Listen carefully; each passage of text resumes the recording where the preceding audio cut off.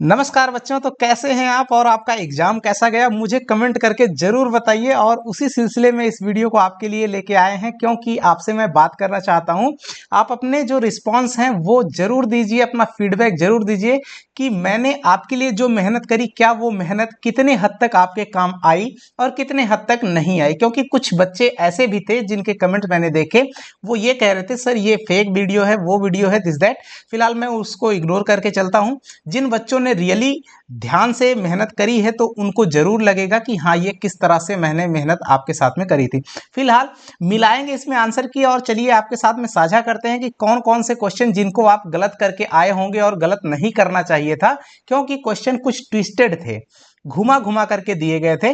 तो फिलहाल यहाँ क्वेश्चन तो दिख नहीं रहा होगा, लेकिन मैं आपको बताता चलूंगा। आप बस ध्यान रखते रहिए कि आपका कौन सा क्वेश्चन कैसा था। जैसे देखिए पहले नंबर पे जो क्वेश्चन था बच्चों, वो क्वेश्चन आपका था कि 120 जो था, संख्या 120 के अभाज्य गुणनखंड पूछ रहा था।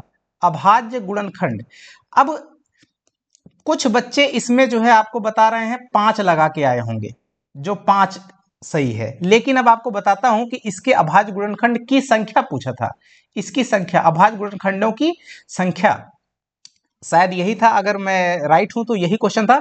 और कुछ बच्चे कहेंगे कि अब 120, तो 120 का आपको बता दूं, ऑब्जेक्टिव में ही क्वेश्चन आपको बताया था इसके अभाज्य गुणनखंड करने हैं। अब अगर उसने पूछ लिया कि अभाज्य गुणनखंडों की संख्या तो आपको पता ही नहीं है, इसका मतलब आप क्या पूरा दोष मुझ पे मढ़ोगे, तो वो गलत बात है। अब जैसे इसका करेक्ट आंसर क्या होगा मैं आपको बताता हूं। 120 को आपने फैक्टराइज किया तो 2 से कट गया, 2 से ये 60 बार में, फिर 2 से अगेन ये 30 बार में, फिर अगेन 2 से ये 15 बार में, फिर अगेन जैसे ही आप इसको करोगे 3 से ये 5 बार में, फिर 5 से ये 1 बार में। तो इसका जो फैक्टर हुआ 120 का, वो हो गया आपका 2 गुना 2 गुना 2 गुना 3 गुना 5। तो बच्चों ने जोड़ दिया 1 2 3 4 5 और लगा दिया आंसर 5। जबकि ये गलत है। इसके अभाज्य गुणनखंड क्या हो जाएंगे, 2 3 5, और इनकी संख्या हो जाएगी 3। तो इसका सही आंसर बच्चों क्या होगा, 3 आंसर सही होगा। राइट। अब बढ़ते हैं अगले क्वेश्चन की तरफ। एक प्रश्न बच्चों मुझे याद आ रहा है, कुछ ऐसा था कि जो 2 नंबर में आपका क्वेश्चन था, जो बहुपद वाला क्वेश्चन था। बहुपद वाला क्वेश्चन याद है आपको ना, एक क्वेश्चन इस तरह से आया था। उसमें क्वेश्चन में यह था कि निम्नलिखित में से कौन द्विघात बहुपद नहीं है। सॉरी, द्विघात मतलब कौन सा ग्राफ आलेख जो है द्विघात बहुपद को निरूपित नहीं करता है। तो उसमें से कई सारे ग्राफ इस तरह से खींचे हुए थे। देखिए इस तरह से खींचे हुए थे, और इस तरह से खींचा हुआ था, और एक ग्राफ आपको इस तरह से खींचा हुआ था, और एक ग्राफ इस तरह से खींचा हुआ था। राइट। तो इसका सही आंसर कौन सा वाला होगा, ये वाला ग्राफ जो है, जिसमें शून्यकों की संख्या बच्चों आपको दिख रहा होगा 3 शून्यक हो गए। तो ये द्विघात बहुपद का नहीं, ये त्रिघाती बहुपद का है। और आपको पता होना चाहिए। आप कहोगे कि कैसे ये क्वेश्चन को ट्विस्ट कर दिया। अब वहां पूछता था शून्यकों की संख्या, तो एक्चुअली पूछा शून्यकों की संख्या के आधार पर ही है, टेक्निक आपको वही लगानी थी। अब इसमें देखिए शून्यकों की संख्या 2 हो जाएगी, शून्यकों की संख्या कितनी हो जाएगी, 2 हो जाएगी। इसमें शून्यकों की संख्या कितनी हो जाएगी, 0 हो जाएगी। आपने सबने देखा होगा कि ये जो ग्राफ है यू जैसा बनता है, ये आपका द्विघात बहुपद का ही ग्राफ होता है। जब आपको पढ़ाया गया था उस टाइम पे मैंने बताया था, मैंने क्लास में अपने बताया हुआ है। राइट। तो ये यू टाइप का ग्राफ द्विघात बहुपद का ही बनता है, और यू टाइप का ग्राफ ये नहीं है। जाहिर सी बात है, इसमें 3 शून्यक हो गए तो ये त्रिघाती बहुपद हो गया। राइट। तो द्विघाती बहुपद का एग्जांपल, उसका सही वाला ऑप्शन कौन सा, ये वाला सही हो जाएगा। अच्छा, एक क्वेश्चन मुझे और याद आ रहा है बच्चों, 0 और 5 का HCF पूछा था। कितने बच्चों ने इसको शून्य लगा दिया है। Right. HCF of 0,5 equal to 0 लगा दिया है बहुत सारे बच्चों ने। तो अब उसमें है क्या कि देखो करना क्या था, 0 को क्या लिख सकते थे, 1 इंटू में 0, और 5 को लिख सकते थे 1 इंटू में 5। तो दोनों में कॉमन फैक्टर क्या मिल जाता है, HCF क्या मिल जाएगा बच्चों, 0,5 का 1। सही आंसर क्या होगा इसका, 1। एक क्वेश्चन मुझे और याद आ रहा है, वो क्वेश्चन ये था इस तरह से। आपको बच्चों जो क्वेश्चन याद आ रहा हो, क्वेश्चन को कमेंट में भी करिए, तो मैं कमेंट में भी उसका आंसर देने की कोशिश करूंगा कि हाँ ये क्वेश्चन था। क्योंकि एग्जैक्ट मुझे जितने याद आ रहे हैं मैं आपको बताता चलता हूं। एक क्वेश्चन था जिसमें प्रोबेबिलिटी पूछी गई थी कि कौन सी प्रायिकता नहीं है। वो क्वेश्चन प्रोबेबिलिटी वाले क्वेश्चन में एकदम आपको था ऑब्जेक्टिव वाले में, जिसमें आंसर था -1.5। ये आपका सही आंसर हो जाएगा। ये आपको किसी घटना की प्रायिकता नहीं होती, बड़ा सा पॉपुलर सा ही क्वेश्चन आया हुआ था। अब एक क्वेश्चन ये याद आ रहा है मुझे कि एक क्वाड्रेटिक की क्वेश्चन दिया हुआ था आपको इस तरह से 2 minus x into x minus 1, ये क्वेश्चन था, राइट। अब इसमें आपको पूछ रहा था ये कि इसके मूलों का गुणनफल यानी अल्फा इंटू बीटा क्या होगा, तो होता है c बाई ए होता है। तो पहले इसको सिंप्लीफाई करना था, तो 2 माइनस, अब ये क्वेश्चन कहोगे कि नहीं बताया गया, ऐसा क्वेश्चन बताया गया है। तो 2 माइनस एक्स स्क्वायर प्लस का एक्स बन जाएगा। सो इसको अगर आप लिखोगे तो बन जाएगा माइनस का एक्स स्क्वायर और प्लस का एक्स और फिर प्लस का 2। सो इसका जो अल्फा इंटू बीटा जब आप निकालोगे तो हो जाएगा c बाई ए। सी कितना है, 2, 2/1, एक कितना है, ए कितना है माइनस का 1 इक्वल टू माइनस का 2, इसका आंसर बन जाएगा। तो इस वाले का आंसर आपका -2 बन जाएगा, राइट। अच्छा, एक क्वेश्चन और आया था, मुझे याद आ रहा है, ये क्वेश्चन था कि 5 और tan square theta minus 5 sec square theta, इसका मान क्या होगा बच्चों। तो बहुत सारे बच्चों ने तुरंत लगा दिया 5। अच्छा, ऐसा टाइप का क्या आपको क्वेश्चन नहीं बताया गया था? बिल्कुल बताया गया था, जहां पे 9 लिखा हुआ था, 9 सेक स्क्वायर थीटा माइनस और 9 tan स्क्वायर थीटा, आपकी किताब में भी है, बस उसने 9 की जगह 5 कर दिया, तो इसका आंसर आपको 9 आता। लेकिन इसमें हुआ क्या, एक्चुअली आपको पता होना चाहिए कि sec square theta minus tan square theta, इसकी वैल्यू होती है 1। तो बस इसमें क्या है, माइनस कॉमन ले लेते तो क्या, -5 कॉमन ले लेते तो क्या मिल जाता, सेक स्क्वायर थीटा और माइनस का tan स्क्वायर थीटा बराबर -5 इंटू 1 इक्वल टू -5। तो इसका सही आंसर क्या बन जाता बच्चों, -5 इसका करेक्ट आंसर बन जाता। अब एक क्वेश्चन मुझे और याद आ रहा है, कह रहा था एक से प्रथम 10 प्रथम 10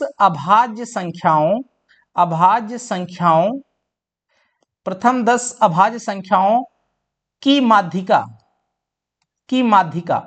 तो आपको क्या करना था, तो पहली 10 अभाज्य संख्या लिख लेनी थी। स्टार्ट कहां से होगी, 2 हो जाएगी, उसके बाद 3 हो जाएगी, फिर 5 हो जाएगी, 7 हो जाएगी, 11, फिर 13, फिर उसके बाद क्या करते थे, फिर 17 लिखते, फिर 19 लिखते, फिर उसके बाद 23 लिख देते। 23 के बाद अगला क्या आ जाएगा, 1 2 3 4 5 6 7 8 9 हो गया। 23 के बाद 29 आ जाएगा, राइट। अब एक इसको काटा, इसको काटा, इसको काटा, इसको काटा, इसको काटा, इसको काटा, इसको काटा, इसको काटा, बच जाता है 11 और 13। 11 और 13 को जोड़ दीजिए, 11 प्लस 13 और बटे में 2 कर दीजिए, ये इसकी माध्यिका बन जाएगी। 11 और 13 10 10 20 और 3 24 हो जाएगा, और बटे में 2 करिएगा तो आंसर में आएगा 12। तो इसका करेक्ट आंसर बच्चों क्या बन जाता, 12। मुझे इतने क्वेश्चन याद आ रहे हैं, और आपका कुछ और क्वेश्चन याद करता हूं मैं। एक क्वेश्चन था कि इनमें से किसका मान शून्य है, एक क्वेश्चन था इनमें से किसका मान शून्य है, जिसमें लिखा था बच्चों ऑप्शन में साइन 90 डिग्री, कॉस 0 डिग्री और कॉट 0 डिग्री और टेन 0 डिग्री। तो इसका सही आंसर क्या बन जाएगा बच्चों, टेन 0 डिग्री का ही मान होता है 0, इसका मान 1, इसका मान 1, इसका मान इन्फिनिटी, राइट। तो टेन 0 का मान 0, तो क्या आंसर सही होता, टेन 0 सही हो जाता। एक क्वेश्चन और मुझे याद आ रहा है कि निम्नलिखित में से कौन अपरिमेय संख्या नहीं है। तो उसमें इस तरह से लिखा था बच्चों, नीचे में 81 था और 64 था, राइट। तो ये आपका 8/9 आ जाता, जो कि आंसर सही हो जाता। ऑप्शन नंबर ए में लिखा हुआ था, आई थिंक यही था, तो ये आपका सही हो जाएगा। बाकी सभी अपरिमेय संख्याएं थी, राइट। कौन पूछ रहा है अपरिमेय नहीं है, तो यानी परिमेय है, तो परिमेय यही वाली थी। क्यों, क्योंकि इसके अंदर वर्गमूल के अंदर जो संख्याएं थी वो पूर्ण वर्ग संख्या थी, तो ये परिमेय संख्या बनती। एक और क्वेश्चन मुझे याद जो आ रहा है, जो कि आपका हाइट एंड डिस्टेंस से था, उसमें था कि एक मीनार है इस तरह से, और पृथ्वी पर कोई बिंदु है P, जो कि 100 मीटर की दूरी पर है, और आपको पूछ रहा था इसका उन्नयन कोण 60 डिग्री है। इस मीनार की हाइट अगर h है तो h/100 लगा देते, और यहाँ पे बन जाता tan 60 डिग्री। tan 60 डिग्री का मान क्या होता है, sin 60/cos 60। sin 60 का मतलब √3/2 बटे में 1/2, 2 कट जाता तो ये आता √3। तो यहाँ से h बराबर क्या आ जाएगा, 100√3, इसका इतना मीटर, ये सही आंसर हो जाएगा। अब आपने देखा होगा कि 10√3 कई बार आया हुआ आंसर सही में, राइट। अब इसने 10 की जगह, ये दूरी जो है क्वेश्चन में 10 दी हुई होती थी, और इसमें क्या इसने 100 कर दिया, तो बस 10 की जगह 100√3 मीटर हो जाएगा। इसका करेक्ट आंसर ये बन जाएगा, राइट। एक क्वेश्चन याद आ रहा है मुझे कुछ इस तरह से था, जो कि थेल्स थ्योरम पर आधारित था। ये यहाँ पर इस तरह से ये दोनों लाइनें, ये ए हो गया, ये बी हो गया, ये सी हो गया, ये डी हो गया, राइट। ये जो है एक्स था और ये एक्स प्लस कुछ लिखा हुआ था, राइट। और यहाँ पे ये जो पूरी डिस्टेंस है, ये डिस्टेंस थी आई थिंक, ये पूरी डिस्टेंस 13 थी, ये 6 थी, राइट। अब आपसे पूछ रहा था कि x का वैल्यू क्या होगा, x की वैल्यू क्या होगी, इसमें x की वैल्यू पूछ रहा था। तो जब ये 6 है तो जाहिर सी बात है ये 7 हो जाएगा। तो आपको पता होना चाहिए कि AD बटे में AB किसके बराबर होना चाहिए, AE और बटे में EC के बराबर होना चाहिए। और ये आपको AD बटे में AB जो दिया हुआ ये अनुपात 6/7 आ रहा है। अब इसमें कोई कॉमन फैक्टर नहीं है, तो जाहिर सी बात है जो ऊपर वाला नंबर AD है अर्थात x है, वो 6 का मल्टीप्लायर होगा। तो 6 का मल्टीप्लायर सिर्फ एक है, अर्थात वो 6 से डिविजिबल होगा। तो सिर्फ और सिर्फ इस वाले क्वेश्चन में एक ही ऑप्शन था जिसमें 30 लिखा हुआ था, यही डिविजिबल था, जो कि इसका करेक्ट आंसर बनेगा, राइट। और मैं क्वेश्चन अगर ध्यान रखता हूं तो मुझे याद आ सकता है, आपको भी जो क्वेश्चन याद आ रहा हो डियर, वो क्वेश्चन कमेंट में जरूर करिएगा, उसका सटीक आंसर मैं बताने की कोशिश करूंगा जरूर। मुझे जितने याद आ रहे हैं मैं उसको आपके साथ में शेयर कर रहा हूं। एक क्वेश्चन इस तरह से था, कह रहा है एक वृत्तखंड है, उसका त्रिज्यखंड निकालिए। त्रिज्यखंड दिया हुआ था 132 बटे त्रिज्यखंड का क्षेत्रफल 132/7, और जो है इसमें जो केंद्रीय कोण है वो 60 डिग्री है, राइट। और त्रिज्या इसकी आई थिंक 7 दी हुई थी, ऐसे कुछ दी हुई थी। तो इसमें थीटा यानी कि लगा देंगे 60 डिग्री, और बटे में 360, और इंटू में पाई यानी कि 22/7, और गुणे में आर स्क्वायर यानी 7 इंटू 7। तो यहाँ से आर एग्जैक्ट याद नहीं आ रहा है, 6 था क्या था। तो ये 7 से ये 7 डिवाइड हो जाएगा, और सॉरी यहाँ आर तो पता ही करना था, आर स्क्वायर लिख देंगे। और 22, 6 से ये 6 बार में कट जाएगा, और 22 से ये 6 बार में कटता है, राइट। तो 22 छक्के 6 दूनी 12 की 2, और 6 दूनी 12 1 13।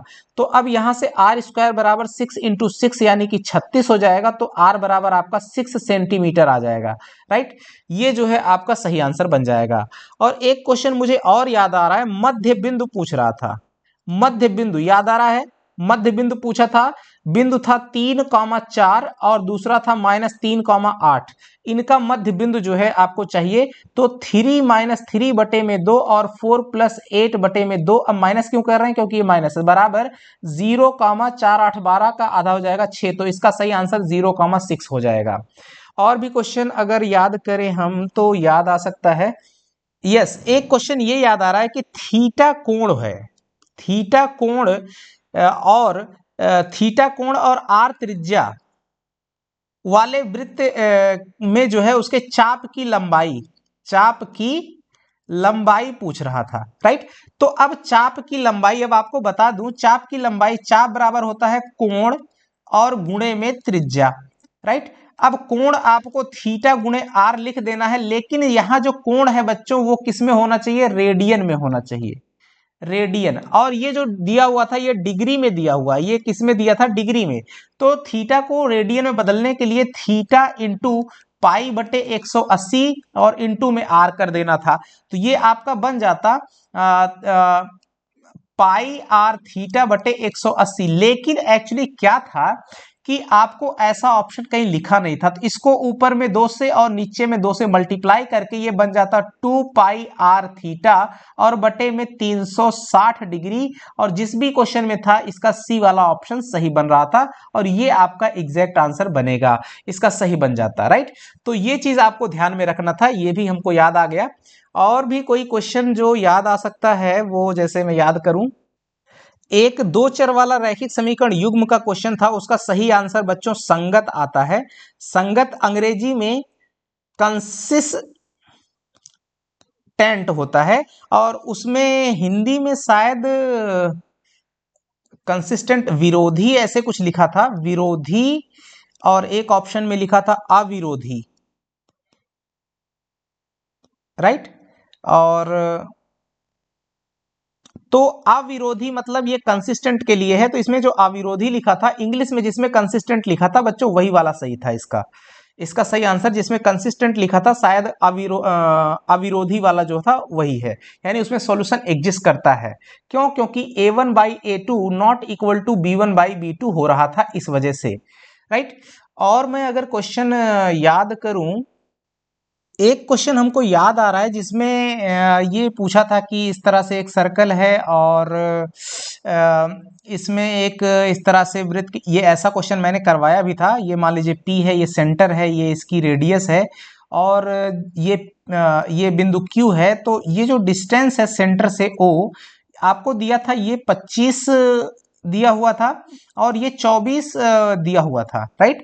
तो आपको R पूछ रहा था। एक्चुअली त्रिज्या इस पे लंब होती है तो R बराबर क्या हो जाएगा, 25 का स्क्वायर माइनस 24 का स्क्वायर, और जब ये निकालिएगा तो 625 और माइनस ये आपका जो 24 का होता है वो 576 बन जाएगा, और ये आपका आ जाएगा रूट में 49 और बराबर आ जाएगा 7। तो R बराबर आपका 7 मीटर या सेंटीमीटर जो भी रहा होगा, तो ये इसका ये सही आंसर बन जाता है, राइट। इसमें आता है आपका 7। और एक क्वेश्चन ऐसे ही और आया था, मुझे याद आ रहा है, उसमें एक सर्कल था इस तरह से, एक दूसरा सर्कल था, इसमें क्वेश्चन आपको बताया गया था और यहाँ से सेंटर से इस तरह से ये दिया गया था और ये आपको ये यहाँ इस तरह से बना हुआ था, राइट। तो यहाँ पे ये 5 थी रेडियस, ये 3 थी, और आपको ये ए बी जीवा की लंबाई पूछ रही है, क्वेश्चन कराया गया है ये सेंटर में। तो आपको ये अगर डी है तो ये वाला पॉइंट 4 बन जाएगा, ये वाला पॉइंट भी 4 बन जाएगा। तो ए बी की जो लंबाई होती है बच्चों वो 8 सेंटीमीटर बन जाएगी। इसका सही आंसर 8 सेंटीमीटर बन जाएगा। और क्वेश्चन अगर याद करते हैं तो और क्वेश्चन क्या हो सकता है, एक कोई एपी का क्वेश्चन था, मुझे याद नहीं आ रहा एग्जैक्ट, वो कुछ ऐसा था जिसमें ए बराबर आपको ज्ञात करना था और ए एन जो है एनवा पद उसका दिया हुआ था, कुछ दिया हुआ था शायद 4 था, ऐसे कुछ था, और डी का मान शायद -4 ऐसे कुछ दिया था, क्या याद नहीं आ रहा एग्जैक्ट। तो उसमें क्या करना था कि ए एन इक्वल टू 4 दिया है तो a plus n minus 1 into d equal to 4, ये वैल्यू लगा देनी है।